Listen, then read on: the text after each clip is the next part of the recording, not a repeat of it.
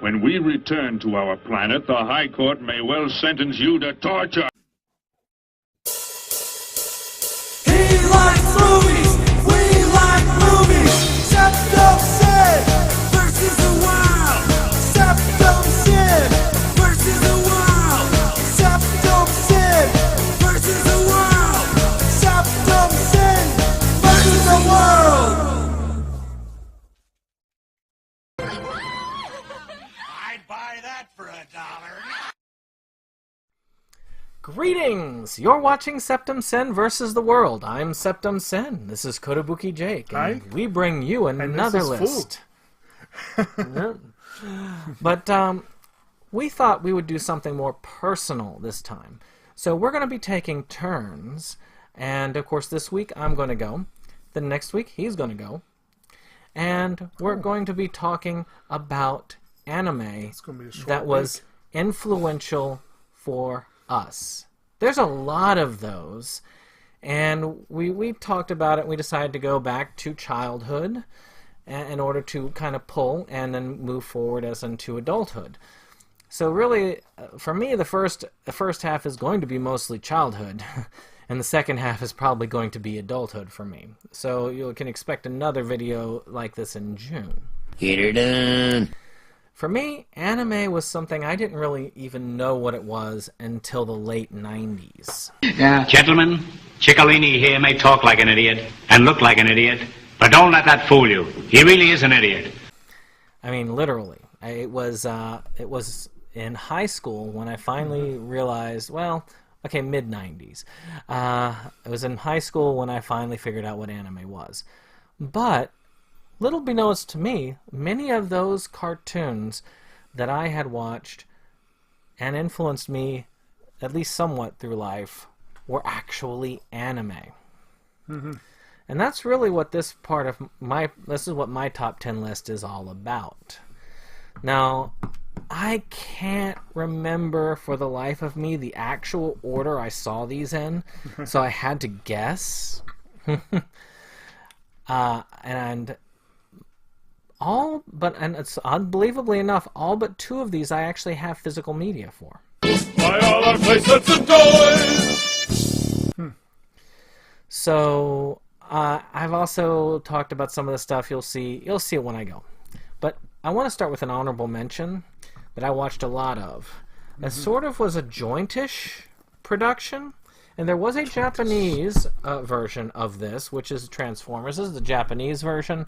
Matter of fact, on the front is a Transformer that was in the NES Transformers video game. But you get to see a little bit more of that guy on the back there. But it never made it to the States fully. But because it was sort of a joint project with the toy companies and so on, of course, I had to include Transformers as a kind of an honorable mention. It's kind of a cool set, isn't it? See, this was a huge part of my childhood too, but I did not include it because I did not consider it an anime. Toei did a lot of the production on the video, on the animation, and I think a Korean company took over with season 2, season 3, Yeah. something like that. So there's definitely some Oriental animation going on, but really it was Hasbro and Marvel and a couple other companies that were the main driving force. But the series was a ripoff of Japanese toy lines, so there was a lot of back and forth between. So you could call it a pseudo anime, but I consider it an anime in the same way that Boondocks could be considered an anime. You know, that sort of thing. What, you want a cookie? So this is a different top 10 than how we would have normally done it. This is more in the order. So I'm going to start our top 10 with, well, number 10, which is going to be the earliest viewing I remember. The earliest anime I remember was recorded for me by my grandparents. It was a little film called The Extraordinary Adventures of Mouse and His Child. I'll put a little picture up here. There has been a VHS release of this. And again, if I don't have it, I'm going to try at least tell you about what physical release is available. And there is a bootleg DVD available of this, which I may eventually get a hold of if I find one at a good enough price. This is essentially a movie about this toy company, and one of the toys is this daddy mouse and baby mouse, and they're kind of hooked together by this like wooden thing, and one flips over the other and it moves. You know what I'm talking about when I say this? It's like, one picks up the other one and they flip over and then it moves. Okay, well, you have to use your imagination. I've got a picture of it up there. Essentially, something happens and they are forced to leave on an adventure with hopes that one day these wind-up toys can be separated and live their lives in this kind of pseudo-magical fantasy world. It's really cool. I really like the art style of it. I saw it again about a couple of years ago when I had found the old VHS tape I had, and of course I have lost it again. And it is it's very psychedelic in a way. I did love the themes. It is an excellent and sweet tale for children, and something I still remember pretty vividly to this day. For kids. I figured you hadn't seen that one. No. You might not have seen a lot of these on my list. No, I think that's a very safe bet. Alright, you'll know this next one. Alright, this one was a repurposing. There were several repurposing ones, like Battle of the whatever it was, and gosh, what was another one? And Robotech, which I didn't see any episodes of either of those. Battle of the Planets. But I did see one, and I knew this one mainly through the toys. And that one was another one that was 2 series, Beast King GoLion and Armored Fleet Dairuger. I do actually have a copy of Beast King GoLion. And the same company, AnimeWorks, did release the other one, but they're both badly out of print, and though I managed to get a copy of this, I was unable to get a copy of the other one. Now, for those of you who didn't recognize it before, you'll recognize it now. That is Voltron. You see those? Yes. These are cool looking sets. They are cool looking sets. And that's the original uncut stuff, so I've never seen that one before. Kind of open, one of those book style kind of.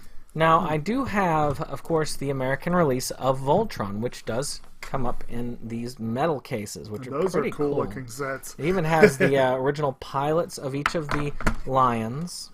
Yeah, these are hard to stack, so if you hear a crash, you'll know what it is. And this, and of course, they had to have the little kid character. For kids. And then here, and this one was an almost I didn't do because this one was kind of Americanized. Yeah. Yeah, I think, yeah. And I don't even know what order these are in because they're covered in the. Oh wait, no, there's 5. If you have been paying attention, on my mantelpiece is where I usually keep those. And of course, the other series, which was the Lions, was the GoLion, and then the Dairuger was actually in 3 sets, which are these. Again, still considered Voltron. Those are still kind of cool. They are cool sets. They're vehicle sets, and they actually even have embossment. I mean, you feel like there's embossment there. Get used to disappointment. Very nice. And then, of course, this. Now, Go! I kind of edited out a lot of the Now that crash violence. was not the Voltron. That was Mr. Anderson playing around. Just to show you what it looks like on the inside, most of these look similar. You get these paper ones here, and of course you get it opens up and you have your discs and a little booklet. But I love the tins. I was glad it was finally... I had to keep them... When I was in the old house, I had to keep them kind of locked up for a while because I didn't have room for them. Now I have room to display them. They're really cool. Voltron was all about the toys when I was a kid. Because you could get the lions and they formed the big robot. I couldn't afford the lions. I was too poor as a kid. But I got to see lots of people play with them, and it was really cool, and I really wanted them. And I got to see a few of the episodes because they did air on regular TV. Did you see any of Voltron as a kid? Probably. It wasn't a big part of my childhood. I may have seen some episodes here and there. There's a lot of shows from back then that I don't really remember if I watched them or not. Hardly complimentary, Your Highness. Why loose your venom on me? I know I watched a ton of Transformers. And you're talking about the toys. I was all about those toys. Oh, it's yes. like Transformers and Ninja Turtles was it for me when I was a kid. But, like Voltron was always something I was aware of. But I don't think I was aware of it as anime. Yeah, well, I wasn't aware of any of these as anime. Right, but also, like, I don't think...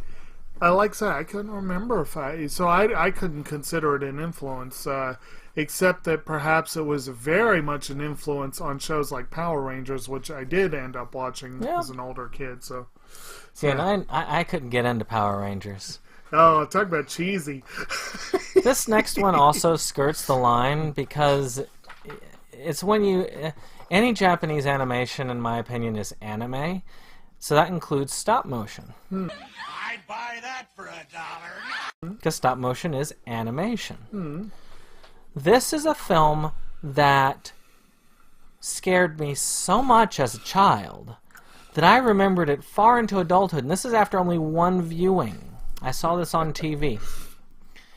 And this was Nutcracker Fantasy. I didn't know what it was at the time, and the fine people at Discotheque finally released it.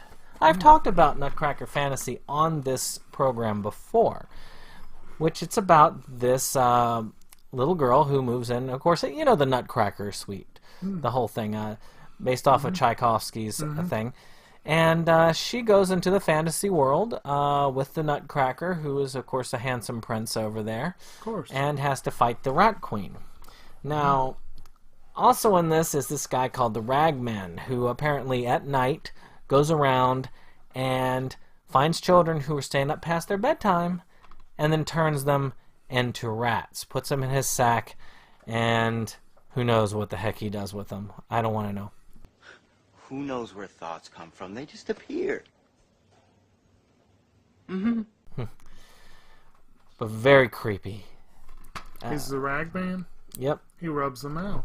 See now, there he is, if you can see him right there. See that old man with the top hat?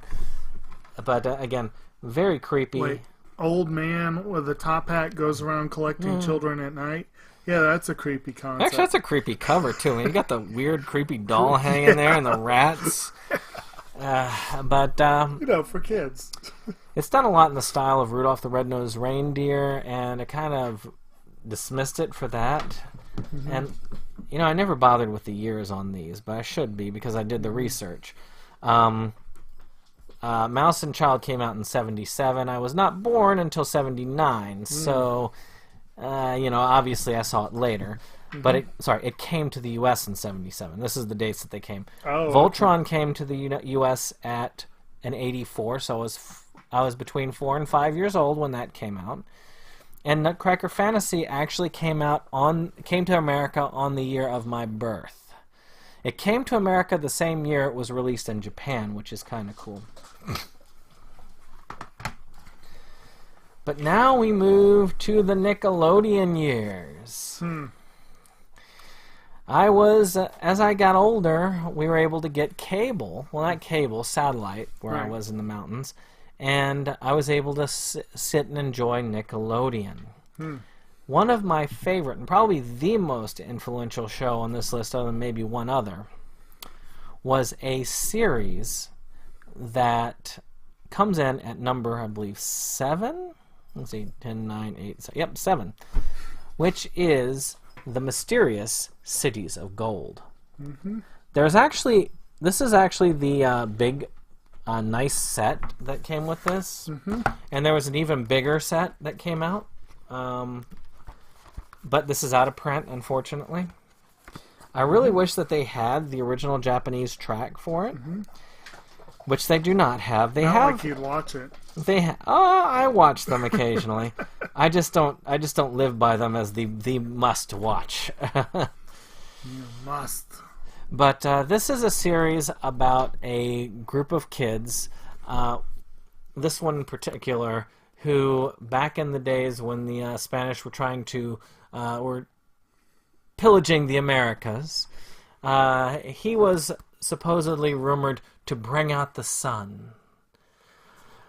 So they just torture this poor kid, and he was born with this strange medallion around his neck, and he was raised by this guy here, who's an asshole. Oh, of course. And who employs 2 other assholes that are comic relief. How many assholes we got on board this ship? Yo! He eventually hooks up with this girl here, who is, of course, an Indian girl, who also has the matching amulet, and, of course, this guy who they find on the islands, who is technologically advanced. He's the inventor of the group.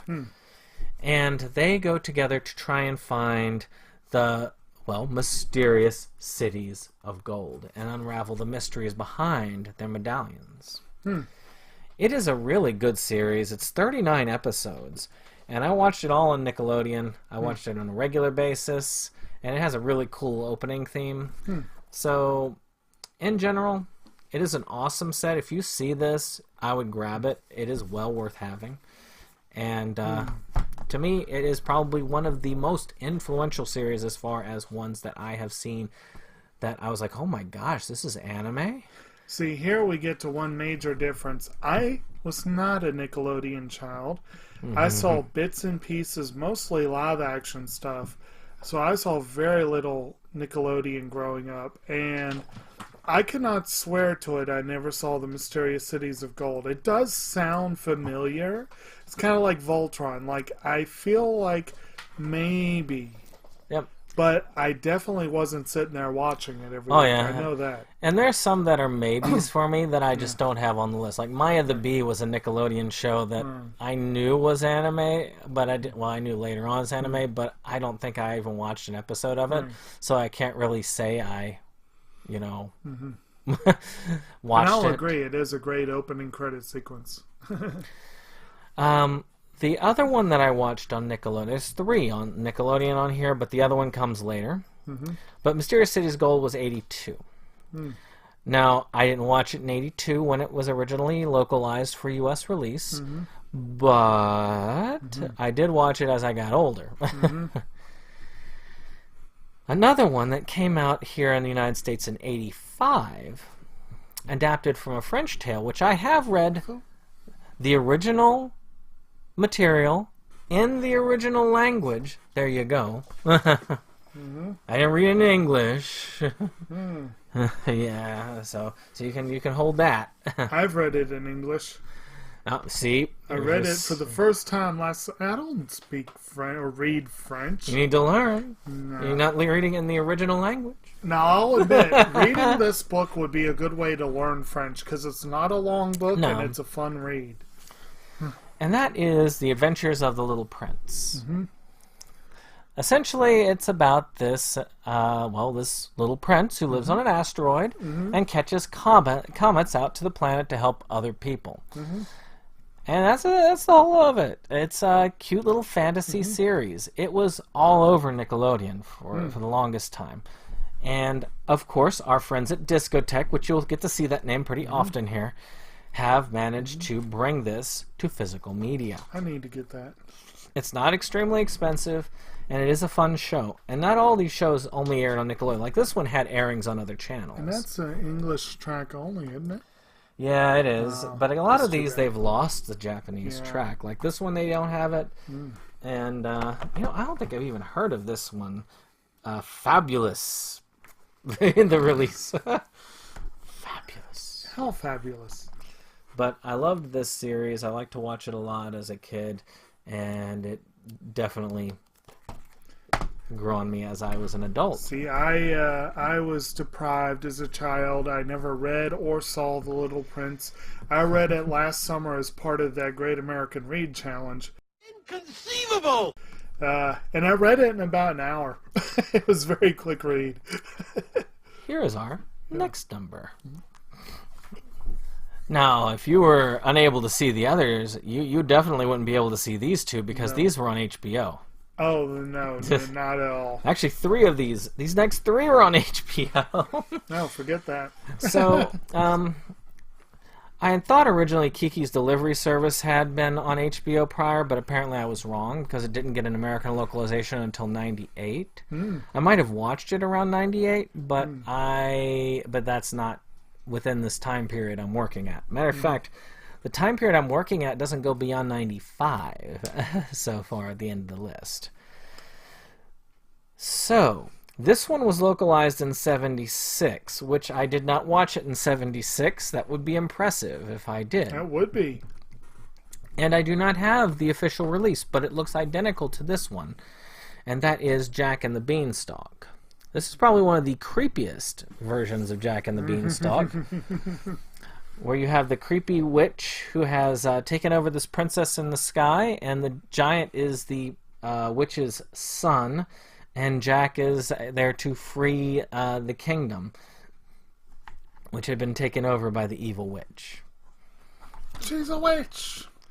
So it is very interesting. I like having it because, again, the fact I seek these out show you how influential and how much of a mark these left on me. And if I could find the 2 that are not on here, like I said, I think I'm going to, if I can find one of those cheaper bootlegs of Mouse and Shot, I will probably get it so I can have a physical release in my collection. And the other one, if they ever did a full release, I would debate it because I'm not sure I would want it, but at the same time, there is just, it's a pull. But again, this one just had such a creepy atmosphere. It was unlike a lot of fairy tales that I watched, because Japanese animation has a slightly more mature tone to it, even for the child anime. And that being said, it's just something more interesting. And if you want to see more on this, Nostalgia Critic actually did do an episode dedicated to this. Alright, next number. Now you might have seen these. I don't know if I showed you these or not. I don't believe But so. Dave of Inside Movies Galore also is familiar with these, believe it or not. And this is another HBO-themed ones, and it's 2 movies. The Fantastic Adventures of Unico. And Unico in the Island of Lost Magic. And guess who released them? Yeah, Discotheque. Surprise, surprise. We've seen them again. But this is about this little unicorn. Kind of almost a sequel to the last unicorn, if you could think about it, because he is one of the last. And the evil mistress of the night wishes to destroy him. But her sister wishes to save Unico, so evacuates Unico as soon as he is found. And that is how he comes upon these various adventures. And this one, of course, he gets to meet various creatures. This one is much more fairy tale-like and not quite as dark. So if you have a young child, this is probably the one to start on. But this one is quite creepy. Essentially, a witch is, you might actually find this familiar because Gravity Falls had a similar tone at the end, was basically taking the people, turning them into puppets, and then using them to build her castle. Similar to, say, the throne that was built out of people. So this is the original Weirdmageddon. And, again, a lot of the creepy animation. I mean, look at that. Look at the design on the witch there. Yeah. I mean, that is creepy. And of course, there's the girl that, I mean, the one that brings Unico away. And let's see if they actually have the picture of the knight. Nope, they do not. But again, I really liked Unico. It was such a cool, innocent, cute animation. And to this day, I can get some enjoyment out of it. So it is kind of fun, and I hope if I do have kids, I will probably show this to those children. Well, maybe not the second one. You know, for kids. All right, next. Last of my HBO stuff. We're getting towards the end. This one was localized in 1987. Now, this one also was released to HBO, and they had some of the movies, but again, I don't remember seeing the movies. I do remember seeing bits and pieces of the show. It's never been released in its full content in the United States, which is funny because all the episodes here, they do have an English dub, so it's fun that they did get all 52. Yeah. But so, and that is The Wonderful Wizard of Oz. This one actually does follow the Oz books relatively well, and not just the first one. It follows all of the later ones as well. And it is a fun series. I really enjoyed getting up for the family hour on HBO to watch this particular show. It is... I really liked Return to Oz at the time, and as creepy as it is. And this one also played off of those characters from Return to Oz. You can even see Jack over here with the pumpkin head. And I think, well, of course, Ozma's in it, and a few other of those types of characters. I didn't know Pumpkinhead was in that. No wonder it's creepy. So, essentially, it's a cute, lighthearted Wizard of Oz. Also released by people at Discotek. Apparently, they decided all of the anime of my childhood they were going to do. So maybe you can release these other two and then get to it. I should write to them. Maybe they do. I'm still holding out the hope they'll be, they're trying to rescue all these ones that are in obscurity. Maybe they'll release Cheeky Angel. Maybe. That'd be awesome if they did. Alright. The other one that is no DVD release, not even a bootleg, and a scant few episodes released on VHS. If you look online, you can find them. It is a series I watched on Nickelodeon. Back to that again. Again, 1988. So I was around 9 or 10 when I started watching this one. And that was a show called The Noozles. Also, it was like a Wonderful Koala Blinky or something like that was the Japanese name. It's a series about this teenage girl who gets this koala bear doll from Australia. And when she touches her nose to the bear, it comes to life. And there are a bunch of magical adventures that she and the bear, and then the bear's little pink sister, go on. Okay. And I remember watching this religiously as a kid. They would do adventures over on Ayers Rock, and they went to this place called Koala Walla Land, I believe it was. Which is why I say this is a bit too immature for me to really get a lot of enjoyment other than just the basic nostalgia value out of it, so I'm not sure I would pick this up. Because it would be only nostalgia value at that point. And I'm not sure that I ever knew that, so there'd be no nostalgia there. But it still gives me a nostalgic feel, because that would have been around the time, I guess, that Rescuers Down Under came out, which was a big one for me. And I remember the very last episode, I remember crying because he and the girl had to separate at the end. Spoilers. You can't handle the truth! And I remember really crying at the end because these were kind of these were friends that I had gone along with. There were a lot of there were 50 some episodes or something like that. Right. So I had been along with that for years, and I was probably about 11 or so when it ended, and I remember that, and I was just like really upset when the last episode hit. But you know, it was sad for child me. Adult me is not so sad anymore. That makes me a sad panda.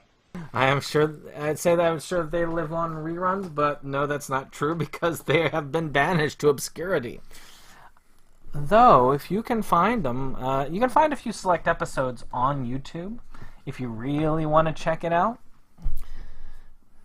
But let's end this list with our number one, which is one that many of you, my viewers, would recognize as an actual anime. Yeah. But me, young teenage me at the time, youngish, I was about 16 at the time, 95 was when this was released. I remember getting this, and I've only got the first 2 seasons because that was all that was localized back when I watched it. And I remember watching something called the Cartoon Express on USA Network.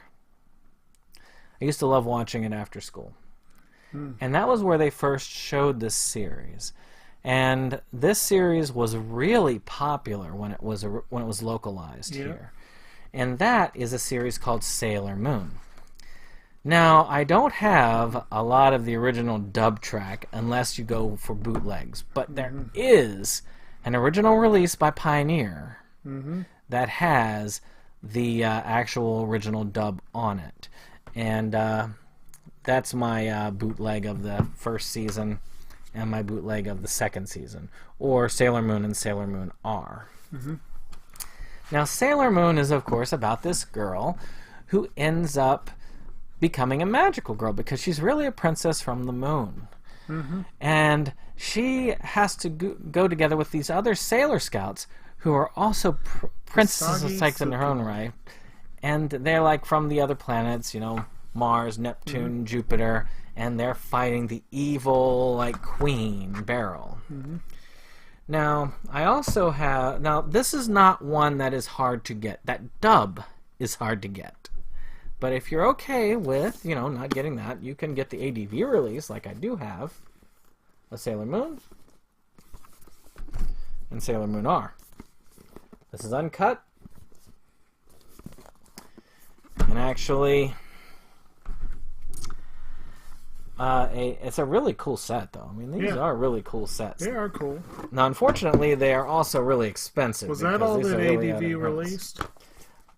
No, I think ADV had a hand in some of the later series. I know that there were ADV releases for some of them. But those were the only ones that had the really nice art boxes. Yeah, those are the only ones with the really nice art boxes. Yeah. And of course, I've got the new releases, which they did do another dub track for. And that's, of course, this one, which I've actually watched out of the box. The rest I have not opened yet. But, you know, that's the rest of Season 1. In Season 2, there's a pattern here. This is released in half of the series in the art box. And then, of course, the other half that goes in the art box. Yep. Viz is trying very hard to make this series very pricey, but they are releasing cool-looking sets. Yeah, and they have 2 more sets that are going to be released, and then they're going to have the Crystal movie eventually released. And I think that's going to wrap it up as far as Sailor Moon is concerned. And, of course, the last season, the first part comes out in June. And then, of course, the second one probably is going to be another 3 months from then. And that'll be the first time the last season has ever been released in American shores. Which, you know, I didn't know about at that time. I only knew about those 2 seasons at the time, which is why I went ahead and did that. And I know you've actually seen Sailor Moon. I have seen Sailor Moon and R. I don't think I've seen beyond that at this point. I don't think you watched it as a kid, though, did you? No, and this is one thing where I am going to be a very strange anime fan in that I came to it very late, as you'll see when you watch my video, which I guess is next week from what you say. Yep. My primary influence on Sailor Moon, which is almost enough to get it into my list, is the simple fact that it was well known. It was big. I didn't get to see it because it was Nickelodeon, right? Yeah. I didn't get to. Well, no, it was USA at that time. USA. Well, I didn't get to see And that then Cartoon either. Network after that. Yeah, all of that's out. My main experience, of course, was the one lyric in Bare Naked Ladies 1 Week, which I love that song, but it's got that fun little lyric. Gotta get in tune with Sailor Moon. Gotta get in tune with Sailor Moon, because that cartoon has got the boom. Anime babes make me think the wrong thing. And it's kind of, but I just love that song, so, and I like how they name-checked so many pop culture things, and that made it in there. That was my main knowledge of Sailor Moon at the time. Eventually he showed it to me, but I had seen so much anime by then. It's really hard for me to consider it an influential one, to be honest, for me personally. Mm-hmm. But I fully understand that if we were trying to take ourselves out of it and do just a general, Sailor Moon would definitely be in the list. Oh, yeah. I mean, it was huge. Well, it's an influential anime. Yeah, it's not it was not personally influential at the beginning, but definitely as an anime, it was very influential. Yes. And I hope you've enjoyed my list. Stay tuned next week for his list. All right. Which I might actually be familiar with more of his, probably. Well, yeah, considering you introduced me to half of them. Probably more than that. Yeah, mine ends at 95, so... Yes, you'll find... I actually, at 95, anime was still a very nebulous thing for me, kind of off into the distance. And I had actually only seen a couple of things that are considered anime. So my list is definitely going to start off looking a lot more anime-like. But that's the only spoiler you get at this point. So we'll see you on the next one. Goodbye. Goodbye.